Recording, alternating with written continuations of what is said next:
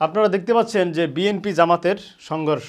আমরা আওয়ামী লীগের হাত থেকে, ফেসিবাদের হাত থেকে মুক্ত হয়েছি, তবে এখনও তাদের প্রেতাত্মা থেকে মুক্ত হতে পারি নাই। মফস্বল একটা কথা শোনা যায়, লুকিয়ে থাকা আওয়ামী লীগদের বাগে আনতে, দলে আনতে বিএনপি এবং জামাত উভয়ের প্রতিযোগিতা চলতেছে, যার ফলশ্রুতিতে এ কথা স্পষ্ট সামনে আসে যে জামাতের আমির আওয়ামী লীগের সকল অপরাধীকে সাধারণ ক্ষমা ঘোষণা করছে। এটা লোক সমাজে বলে, মানুষ এরকম ধারণা করে তার ওই বক্তব্য থেকে। আবার আমাদের এলাকায় সহ অনেক এলাকায় দেখা যায়, বিশেষ করে পত্রিকায় আমরা দেখতে পাচ্ছি যে বিএনপির শোডাউনে, বিএনপির মিছিলে সেই আওয়ামী লীগের কিছু নেতাদের চেহারাও ভেসে ওঠে সামনের সারিতে, সম্মুখ ভাগে, অগ্রভাগে। That is politics. এখানে তো শেষ বলতে কোনো কথা নাই। আমরা যতটুকু জানি যে রাজনীতিতে শেষ বলতে কোনো কথা নাই। রাজনীতিতে মা কখনো বউ হয়, বউ কখনো মা হয়ে যায়। এটা হচ্ছে রাজনীতির চূড়ান্ত বাস্তব কথা। আসুন আজকের ঘটনাটা আমরা একটু জানি। প্রিয় দর্শক, আপনারা দেখতে পাচ্ছেন যমুনা টেলিভিশন গাইবান্ধায় বিএনপি জামাতের সংঘর্ষ এবং আহত হয়েছে 10 জন। একটা জিনিস চিন্তা করেন যে কত বড় সংঘর্ষ, যে 10 জন আহত।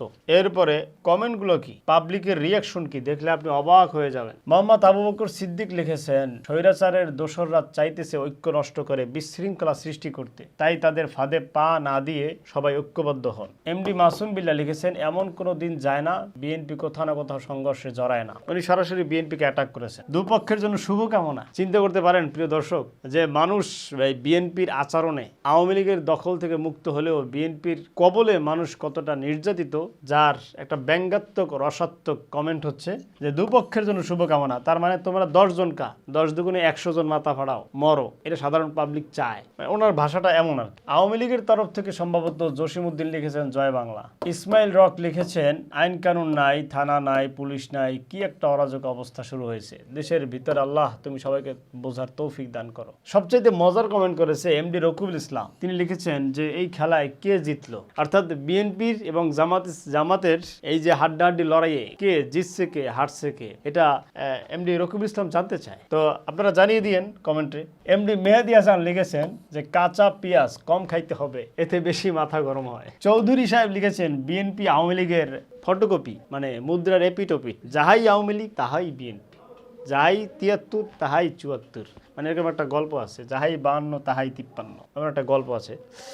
জীবন লিখেছেন, কেউ আবার সত্য মনে কইরেন না, হতে পারে এটা সিনেমার শুটিং। মানে আওয়ামী লীগ যখন ক্ষমতায় ছিল তখন আমরা বলতাম না যে আওয়ামী লীগ নাটক করে, শুটিং করে, এই করে সেই করে। মানে সেই শুটিং নাটকের পাল্টা জবাব আওয়ামী লীগের দিকে আমরা যেই তীর ছুঁড়ে মারতাম, সেই তীর এখন আমাদের দিকে মোবারক স্বরূপ, হাদিয়া স্বরূপ, তবারক স্বরূপ ফিরিয়ে দেওয়া হচ্ছে বলে আমি মনে করছি কমেন্টের মাধ্যমে। লোক লজ্জার ভয়ে বলতে পারি না, এইসব দেখে মনে মনে ভাবি আগেই ভালো ছিলাম। আরিয়ান হাসান হানিফ লিখেছেন, এবং এই কমেন্ট আমার পছন্দ হয়েছে, যে জামাত ভুলেও মারামারি করে না। এর বাস্তব প্রমাণ হচ্ছে, আমি তো বাউফলের সন্তান, আমার বাউফলে জামাত ইসলামকে কখনো দেখিনি যে ক্ষমতার জন্য কারো গলায় ছুরি ধরছে বা কারো সাথে মারামারি, টেন্ডারবাজি, সাদাবাজি করতেছে। এবং পিনাকি ভট্টাচার্যর একটা জরিপে দেখা গেছে যে বাংলাদেশে উল্লেখযোগ্য 4টি দলের মধ্যে বর্তমানে কারা চাঁদাবাজি করতেছে, টেন্ডারবাজি করতেছে, তাদের অবস্থান একেবারে সর্বনিম্ন। মানে জামাতের পক্ষে আসছে মাত্র 2%, আর 90 উপরে আসছে বিএনপির লোকের কথা। অর্থাৎ তার জরিপে এটা প্রমাণিত হয় যে বাংলাদেশের মানুষ এই ভোট দিয়েছে যে 90% চাঁদাবাজি করতেছে বিএনপির লোক, আর বাদ বাকি অন্য যারা আছে ওই সমন্বয় টমন্বয়রা। তো যাই হোক, এই হচ্ছে বর্তমান বাংলাদেশের পরিস্থিতি।